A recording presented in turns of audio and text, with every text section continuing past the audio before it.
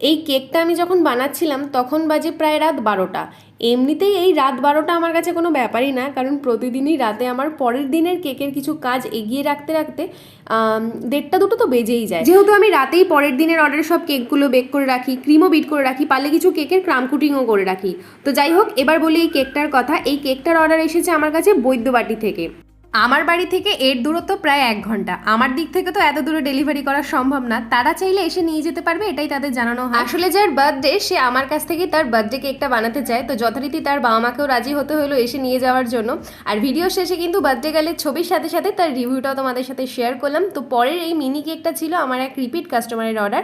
Design তোমরা যেটা দেখতে পাচ্ছ, রেড আর পিঙ্ক শেডের মধ্যে কিছু কম্বিনেশন রয়েছে। কেকের ডিজাইন আর কেকের উপর কি লিখতে হবে সবটাই কাস্টমার আমাকে বলে দিয়েছিল, সেই হিসাবেই কেকটাকে বানানো।